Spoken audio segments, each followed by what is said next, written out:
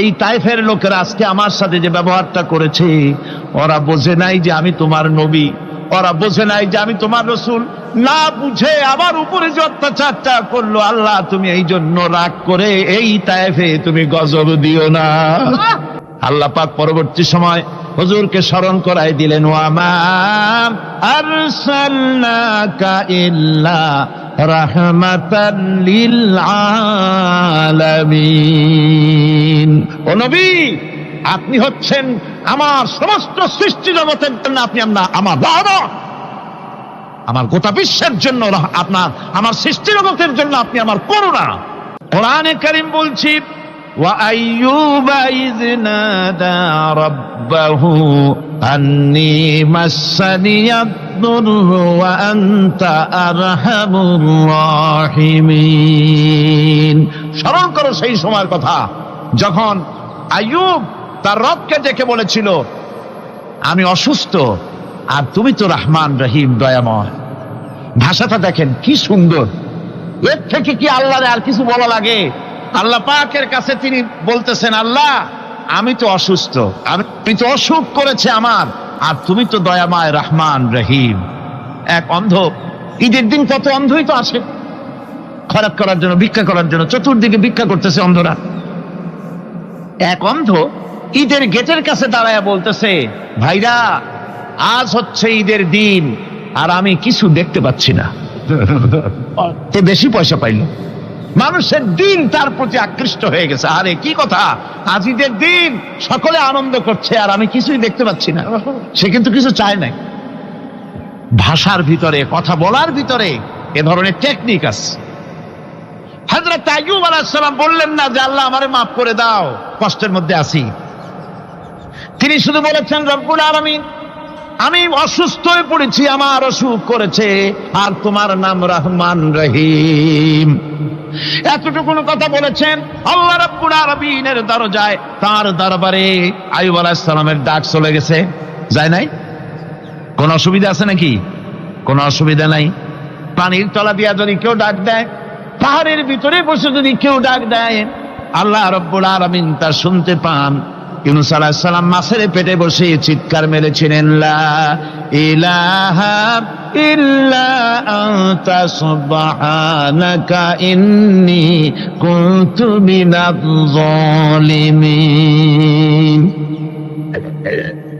তিনি বলছিলেন, আয় আল্লাহ তাআলা আমি তোমার প্রশংসা করছি, তুমি ছাড়া উপাস্য নাই, মাবুদ নাই। আমি তোমার পবিত্রতা ঘোষণা করছি, আমি তো জালিমদের অন্তর্ভুক্ত হয়ে গেছি। বাস এতটুকুন কথাই বলেছেন। আল্লাহ পাক বলছেন, ইউনূসের ডাক তো কেউ শোনে নাই, পানির মধ্যে কেউ শোনে নাই, জমিনের কেউ শোনে নাই, মহাশূন্যের কেউ শোনে নাই, কিন্তু মাছের পেটের ভেতরে থেকে, গভীর অতল দরিয়ার তলদেশ থেকে মাছের পেটের ভিতরে বসে আমার ইউনূস যে ডাক দিল, ওই ডাক আমি আরশের মালিক আমি শুনতে পেয়েছি, আর সঙ্গে সঙ্গে জবাব দিয়েছি। ফাস্তাজাবনা লাহু ওয়া নাজ্জাইনাহু মিনাল গাম্মি ওয়া কাযালিকা নুজিল মুমিনিন। ডাকের সাড়া দিলাম, বিপদ দিয়া বাঁচায় দিলাম। শুধু ইউনূসের না, আল্লাহ পাক এ জায়গায় আবার ওয়াদা করলেন, দুনিয়ার যত মুমিন বান্দা আছে তারা যদি কখনো বিপদে পড়ে যায় আর আমারে যদি ডাকে, আমি এইরকম করে বিপদ থেকে বাঁচায়া দেব। আইয়ুব আলাইহিস সালাম যখন আল্লাহ রাব্বুল আলামিনের কাছে ফরিয়াদ করলেন, আল্লাহ পাক তখন বলছেন, কোরআনে কারীম বলছে, ফাস্তাজাবনা লাহু ফাকাশাফনা মা বিহি মিন দুররিন ওয়া আতাইনাহু আহলাহু ওয়া মিসলাহুম মাআহুম রাহমাতাম মিন ইনদিনা ওয়া যিকরা লিল আবিদিন। আমি আইয়ুবের দোয়া কবুল করে নিলাম, শুধু তার পরিবার বর্গই দিলাম না, বরং আরো কিছু নিয়ামত আমি তাকে দান করে দিলাম। এবং তাই জন্য, যেহেতু তারা ছিল আমার অনুগত বান্দা, আমার বাধ্যগত, আমি এই জন্য রহম করেছি, সমস্ত রোগ শোক আমি মাফ করে দিয়েছি। আমাদের সামান্য একটু জ্বর হয়, যদি 2-3 দিন জ্বর হয়েছে, জ্বর ছাড়ে না, বলে যে এত ভালো ভালো কাজ করি তারপর আমার এত জ্বর হওয়া লাগে, অমুকরা এত পাপ করে তা তো কিছুই হয় না, খালি আল্লাহ আমারই চোখে দেখলো, আমার বউর অসুখ, আমার অজুমুড়ি সারি না। ভাইরা, আপনি ঠিক পান না যে কি গুনাহ আপনি করেন? কোরআনে কারীম বলছি, وما أصابكم من مصيبة فبما كسبت أيديكم ويعفو عن كثير। যত বিপদ তোমাদের উপর আছে সব দুই হাতের কামাই করা, আর আমি তো অনেকগুলো ক্ষমা করে দেই। তোমরা যত পাপ করো, আকাম করো, সবগুলির শাস্তি যদি দুনিয়ায় দিতাম সাহস করার সময় পেতে না। অসুখ হলেই অধৈর্য হয়ে যেও না, ধৈর্য ধরো।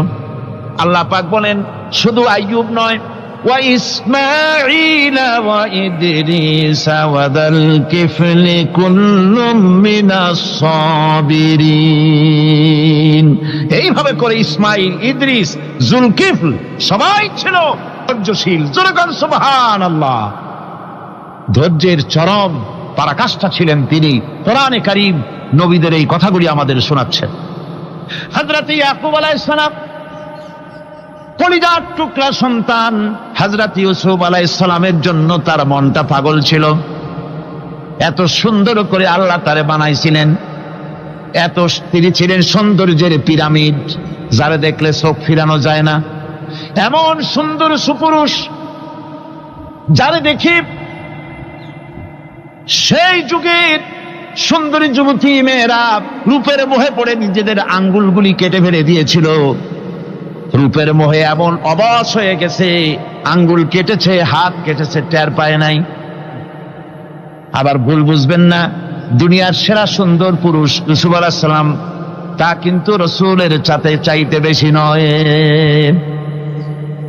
হযরত উম্মুল মুমিনিন আয়েশা রাদিয়াল্লাহু তাআলা আনহা তিনি বলেছেন, যেই সব সুন্দরী রমণীরা ইউসুফ আলাইহিস সালামকে দেখে রূপের মোহে পড়ে নিজেদের আঙ্গুলগুলো কেটে ফেলেছিল, ওরা যদি আমার হাবিবকে দেখতো, ওরা যদি আল্লাহ রাসূলকে দেখতো, তাহলে হাত কাটতে কাটতে কোন ফাঁকে দিয়ে কলিজা কেটে ফেলে দিত, ওরা টের পেত না।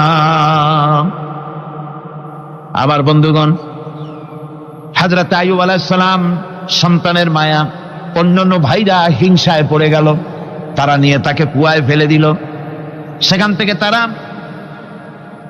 একটা ছাগল বা কোনো পশু জবাহ করে তার রক্ত মাখাইয়া জামা এনে হাজির করে দিল হযরত ইয়াকুব আলাইহিস সালামের সামনে, যে তারে নিয়ে খেলা করতে গিয়েছিলাম, আমরা খেলায় লিপ্ত ছিলাম, বাগে খাইয়া ফেলাইছে। এগুলি কি গপ্প? এগুলি কি কোরআন? আল্লাহ পাক শোনাচ্ছেন, বিশ্ববাসীকে শোনাইছেন। সূরা ইউসুফের চাইতে এত সুন্দর উপাখ্যান গোটা পৃথিবীতে আর নাই। সুবহানাল্লাহ। অনেকে ইউসুফ জুলাইখার কিসসা খুব মজা করে পড়ে, ফুর্তি করে, প্রেমের গল্প পড়ে। এটা কোনো প্রেমের গল্প নয়। ইউসুফ আলাইহিস সালাম, জুলাইখা ইউসুফ আলাইহিস সালামের জন্য কাঁদতে কাঁদতে চোখ কানা হয়ে গেছে। এরপর ইউসুফ আলাইহিস সালাম জুলাইখারে পাওয়ার জন্য পাগল হয়ে গেছে। নাউজুবিল্লাহ, এটা হয়নি কখনো। তিনি আল্লাহর পয়গম্বর, আর আল্লাহ কেমনে তারে বাঁচিয়েছেন? যখন জুলাইখা ঘরের ভিতরে সুন্দর করে যৌন উন্মাদনামূলক চিত্র অঙ্কিত করে ঘরের মধ্যে আটকায় দিয়েছে, তালা লাগায় দিয়েছে, আর নিজে যৌন উদ্দীপক কাপড় চোপড় পরেছে না পরার মতোই। সে যুগের সুন্দরী মেয়ে জুলাইখা, তার কুপ্রবৃত্তিকে চরিতার্থ করার জন্য আহ্বান করা হয়েছে। হযরত ইউসুফ আলাইহিস সালাম লক্ষ্য করে দেখলেন এমন জায়গা, এখান থেকে পালাবার তো পথ নাই, দরজা বন্ধ করে দিয়েছে। তিনি শুধু তখন কেবলমাত্র আল্লাহ রাব্বুল আলামিনকে ভয় করলেন। আল্লাহকে ভয় করে আল্লাহর নাম নিয়ে যখন তালাবদ্ধ দরজার দিকে দৌড় দিয়েছেন, আল্লাহ রাব্বুল আলামিন আপন কুদরতে তালাগুলি খুলে দরজা তার জন্য উন্মুক্ত করে দিলেন। ইউসুফ আলাইহিস সালামকে ফালাই দিয়ে এভাবে করে কাপড় এনে দিল তার সামনে, রক্তমাখা কাপড় পেয়ে হযরত ইয়াকুব আলাইহিস সালাম সন্তানদের মুখে কাহিনী শুনে তিনি কি বললেন? কোরআনে কারীম তা কোট করেছে, তিনি চিক দিলেন না, ফাল দিলেন না, ফিট হয়ে পড়লেন না। তিনি বললেন, কলিজার টুকরা সন্তান তার মরার খবর শুনেছেন। তিনি বললেন কি, ফাসাবরুন জামিলুন ওয়াল্লাহুল মুস্তাআনু আলা মা তাসিফুন। আমি উত্তম সবর অবলম্বন করব। তোমরা যে কাহিনী রচনা করেছো এর বেলায় আমি আল্লাহর কাছে সাহায্য চাই, আমি উত্তম সবর অবলম্বন করব। আমার ভাইয়েরা, 11 ভাই মনে করেছিল ইউসুফ আলাইহিস সালামকে মরণ কুয়ায় ফেলায় দিছি। তারা তো ঠিক পায় নাই এটা মরণ কুয়া না, এটা হচ্ছে একটা সুড়ঙ্গ, যাকে ইংরেজিতে বলে টানেল। এটা এমন একটা সুড়ঙ্গ, ওরা মনে করেছে মরণ কুয়া, কিন্তু আল্লাহ রাব্বুল আলামিন এই কুয়াতে এমন বানালেন, ওরা একদিকে ফেলায় দিল মরণ কুয়ায়, এ কুয়ার আর এক মুখ দিয়া আল্লাহ রাব্বুল আলামিন ইউসুফ আলাইহিস সালামকে নিয়ে মিশরের সিংহাসনে বসায়া দিলেন। এটা মরণ কুয়া নয়, এটা রাজ সিংহাসনে বসার সুড়ঙ্গ পথ। ইউসুফ আলাইহিস সালাম আজ প্রেসিডেন্ট, সুবহানাল্লাহ, প্রেসিডেন্ট হয়ে বসে আছেন। ওদিকে কেনানে অভাব লেগে গেছে, সেখানকার মানুষেরা সাহায্য নিতে এসেছে, ওই 11 ভাইও আসছে। হযরত ইউসুফ আলাইহিস সালাম দেখি চিনে ফেলেছে, ওরা কিন্তু তখনও ঠিক পায় নাই। হযরত ইউসুফ আলাইহিস সালাম চিনে ফেলেছেন। এখন কি করা উচিত? সবগুলাকে ঠ্যাং উপরের দিকে উঠাইয়া তারপরে সমানে ধোলাই দেওয়াইতেও স্বাভাবিক ছিল, আমাদের মতো মানুষ হইলে, ঠিক কিনা? ঠিক তো বলবেনি, অভ্যাস তো এটাই। হযরত ইউসুফ আলাইহিস সালাম তাদের সামনে পরিচয় দিলেন। তারা যখন বুঝতে পারল, লজ্জায় তাদের মাথা হেট হয়ে গেল। হযরত তার এক তো লজ্জা, আর 2 নম্বরের ভয়, জান নিয়া কেনানে কেউ ফিরে যাইতে পারবো না। এখন অবস্থা হয়েছে যে জীবনই যায় নাকি এখানে। হযরত ইউসুফ আলাইহিস সালাম ভাইদের এই করুণ দুরবস্থা বুঝতে পারলেন, বুঝে চরম ধৈর্য ধরে তিনি কি বললেন?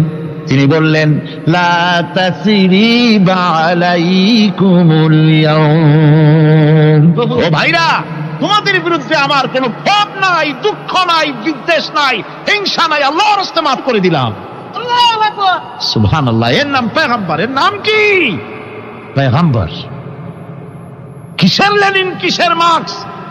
জওয়ানেরা, ভুল পথে মানুষ চলেছিল, আলহামদুলিল্লাহ আল্লাহ এগুলারে ডাস্টবিনে ফালায় দিছে। কারণ আলহামদুলিল্লাহ, আলহামদুলিল্লাহ। পয়গম্বর কারে বলে? কারে বলে পয়গম্বর? কি চরিত্র! রাসূল করিম সাল্লাল্লাহু আলাইহি ওয়াসাল্লাম, তাকে একজন সাহাবী বলছিলেন, হুজুর বলছেন এই কামটা করলা না কেন? সাহাবী বললেন, হুজুর আপনি যদি চোখের ইশারায় বলতেন, মুখ দিয়ে না কইয়া, তাও তো আমি কামটা করে ফেলতাম, আমি তো বুঝি নাই। হুজুর বললেন, চোখের ঠারে ঠারে কাজ করা নবুয়তের শান নয়। আল ওয়াদুহু ওয়াস সারাহা, নবীরা যা করেন তা ডাইরেক্ট, কোনো বক্রতা নাই, স্পষ্ট কথা। আমার ভাইরা, হযরত ইউসুফ আলাইহিস সালাম বিনিয়ামিনকে কাছে নিয়ে পরিচয় দিলেন তার ভাইদের সামনে। কোরআনে কারীম বলছে, ক্বালা আনা ইউসুফ ওয়া হাদা আখি قد من الله علينا إنه من يتقي ويصبر فإن الله لا يضيع أجر المحسنين। আমি ইউসুফ আর এই হচ্ছে আমার ভাই। আল্লাহ আমাদের উপর ইহসান করেছেন। প্রকৃতপক্ষে যারা আল্লাহকে ভয় করে এবং সবর এখতিয়ার করে, আল্লাহ এভাবে তাদেরকে, তাদের আমলকে নিষ্ফল হতে দেন না। আমার এই জামাটা নিয়ে যাও। হযরত ইয়াকুব আলাইহিস সালাম, কলিজার টুকরা সন্তান ইউসুফ আলাইহিস সালামের বিরহ যন্ত্রণায় ছেলেকে কতদিন দেখে না, কাঁদতে কাঁদতে চোখ দুটো অন্ধ হয়ে গেছে। মিশর থেকে কেনানের দিকে জামা রওনা হয়েছে। কোথায় মিশর, কোথায় কেনান? জামা যখন রওনা হয়ে গেছে, হযরত ইয়াকুব বলতেছেন, আমি যেন আমার ইউসুফের গন্ধ নাকে পেতেছি। জামাত চলে এলো, চোখের উপরে রাখলেন, আল্লাহ রাব্বুল আলামিন তাকে চক্ষুষ্মান বানায়া দিলেন। ভাইরা আমার, পয়গম্বরেরা সবর করে গোটা দুনিয়ার মানুষের সামনে দৃষ্টান্ত সেট করেছেন সবর কারে কয়। আমার ভাইরা, হযরত ইব্রাহিম আলাইহিস সালামের কথা আল্লাহ পাক কোরআনে কারিমে বলছেন সবর কারে কয়। দেখো, শেখো সবর কারে কয়। আল্লাহ পাক বললেন, ইব্রাহিম, তোমার বিবি আর তোমার নবজাতক এই সন্তানকে রেখে আসো মক্কা নগরীতে। তিনি চলে গেলেন, সেখানে ঘর নাই, বাড়ি নাই, কিচ্ছু নাই, চতুর্দিকে ধুধু বালু আর মরুভূমি। হযরতে হাজরা বলছেন, ইব্রাহিম, সামান্য পানি আর খাবার দিয়া আমার সন্তান শুদ্ধ এখানে রেখে দিতেছো, আমি কি অপরাধ করেছি? কোনো জবাব নাই। দুইবার তিনবার বলার পরে হাজরা বলছেন, ইব্রাহিম গো, তবে কি আমার আল্লাহর হুকুম মতো আমারে রেখে যাচ্ছ নাকি? হযরত ইব্রাহিম আকাশের দিকে আঙ্গুল উঁচু করলেন। কথা বলবেন, বাক শক্তি বেরোচ্ছে না। 80 বছর বয়সের সময় একটা বাচ্চা আল্লাহ তারে দিছেন, আর এমন বাচ্চা, পয়গম্বরের ছেলে, কি সুন্দর চেহারা, মরুভূমির উপরে ফালাই দিয়ে রওনা হয়ে যাচ্ছেন। মুখ দিয়া কথা সরছে না, আকাশের দিকে দেখালেন। হযরত হাজরা বুঝতে পারলেন। হযরত হাজরা বলেন, ইব্রাহিম, কোনো চিন্তা নাই, নিশ্চিন্ত মনে বাড়ি ফিরে যাও। আমি আমার আল্লাহর উপরে এতটা ভরসা করে আল্লাহর হুকুমে যদি আমার এখানে রেখে যেয়ে থাকো, আল্লাহ পাক আমাকে আর আমার কলিজার টুকরা ইসমাইলকে পানিতে আর খাবারে মারবেন না, অবশ্যই তিনি ব্যবস্থা করবেন। ব্যবস্থা হয়ে গেল। হযরত ইসমাইল বড় হয়ে গেলেন। আল্লাহ পাক অর্ডার করলেন, জবাহ করো ছেলেকে। হযরত ইব্রাহিম আলাইহিস সালাম যখন জবাহের প্রস্তাব করলেন, হযরত ইসমাইল তা আপত্তি করতেন, বাবাজি, আমার মায়ের আর আমাকে বাচ্চা অবস্থায় ফেলে গেলেন, খাবার দেন নাই, পরার দেন নাই, বছরের পর বছর আমাদের এখানে কাটলো, দেখতেও আসেন নাই, আজ আসছেন জবাহ দিতে। এটা কেমন কথা? কি ধরনের বাপ আপনি? এরকম বলছে নাকি? এরকম বলছে? হযরত ইব্রাহিম আলাইহিস সালাম প্রস্তাবটা কিভাবে পারলেন? আল্লাহ পাক কোরআনে কারিমে দৃষ্টান্ত রেখে দিয়েছেন। আল্লাহ পাক বলছেন, হযরত ইব্রাহিম ছেলেকে বললেন, ইয়া বুনাইয়া, হে আমার কলিজার টুকরা লাডলা, হে আমার কলিজার টুকরা সন্তান, ইন্নী আরা ফিল মানাম আন্নী আযবাহুক, আমি স্বপ্নে দেখছি আমি যেন তোমাকে জবাহ করতেছি। ফানজুর মাযা তারা, তোমার রায় কি বলো? আমি তো স্বপ্নে দেখছি যে আমি তোমার জবাহ করতেছি, এখন তোমার রায় কি, তোমার মত কি? হযরত ইসমাঈল আলাইহিস সালাম শুনিয়া দিলেন দৌড়, নাকি? না, হযরত ইসমাঈল আলাইহিস সালাম ধৈর্যের প্রতীক। তিনি কি কথা বললেন? তার মুখের কথা কোরআন শরীফে আল্লাহ পাক উঠায় দিলেন। হযরত ইসমাঈল বললেন, ইয়া আবাতি ফাআল মা তু'মারু সাতাজিদুনি ইনশাআল্লাহু মিনাস সাবিরিন, হে আমার পিতা, আপনি যে ব্যাপারে আদিষ্ট হয়েছেন আপনি তা পালন করুন, অবশ্যই আমাকে ধৈর্যধারীদের মধ্যে পাওয়া যাবেন। সুবহানাল্লাহ। এক বর্ণনা এসেছে, হযরত ইসমাঈল বললেন, আব্বাজান, আমি ধৈর্যধারীদের ভিতরে আমারে পাবেন, তবে জবাহ করার আগে আমার হাত পাটা একটু বেঁধে নেন, কারণ জবাহের যন্ত্রণায় আপনার গায়ে যদি আমার হাত পা লেগে যায় তো বেয়াদবি হয়ে যেতে পারে। আর আমি মরে আমার জবাহ হয়ে যাওয়ার পর আমার রক্ত মাখা জামাটা নিয়া আমার মা হাজেরারে দিবেন, কারণ তাকে মা বলবার মতো আর তো কেউ নাই। হযরত ইব্রাহিম তাকে বাঁধবার জন্য প্রস্তুতি নিলেন। হযরত ইসমাঈল বলছেন, আব্বাজান, বাঁধবেন না, বাঁধার প্রয়োজন নাই। বলে, কেন? একবার বাঁধতে বললে আবার তুমি নিষেধ করছো কেন? ছেলে বলছেন, আব্বাজান, বাঁধবো না এই জন্যে, হয়তো কিয়ামতেই প্রশ্ন উঠতে পারে যে আল্লাহর হুকুমে রাজি ছিল না বলে হাত পা বাঁধা জবাহ করছে। আমি এই সুযোগ দিব না, আপনি জবাহ করেন, আমি এতটুকু নড়াচড়া করব না। ধৈর্যের চরম প্রতীক হযরতে ইসমাঈল আলাইহিস সালাম দেখাই দিয়েছেন ধৈর্য কারে কয়। আমার বন্ধুগণ, এই পৃথিবীর সবচাইতে ধৈর্যের বড় প্রতীক হতেছেন ইমামুল মুরসালিন, আশরাফুল আম্বিয়া, সাইয়্যিদুল মুরসালিন জনাবে মুহাম্মাদুর রাসূলুল্লাহ সাল্লাল্লাহু আলাইহি ওয়াসাল্লাম। আমার বন্ধুগণ, সবচাইতে বড় ধৈর্যের প্রতীক তিনি। কাউকে একটা গালি দেন নাই জীবনে, কাউকে ঠাট্টা করেন নাই, কাউকে মারেন নাই, কারো মনে দুঃখ দেন নাই। তিনি দুঃখ পেয়েছেন, তিনি কাউকে দুঃখ দেন নাই। তিনি কষ্ট পেয়েছেন, কাউকে কষ্ট দেন নাই। আমার ভাইয়েরা, তায়েফের ময়দান, আমার নিজের চোখে তায়েফে যেদিন আমি তায়েফ দেখলাম, আমি তায়েফে ঢুকেছি, জীবনে কোনোদিন যাই নাই। রমজান মোবারকে আমি সেখানে গেলাম, আমাকে বসার জন্য তারা নিয়ে যাবে। আমি বললাম আগে বসবো না, আমারে আগে নিয়ে যাও, আমার নবীকে কোন জায়গায় ওরা মেরেছিল সে জায়গাটা দেখাও।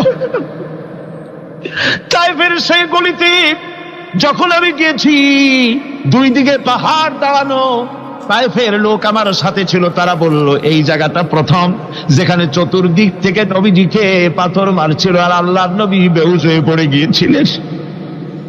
3টা দিন না খাওয়া,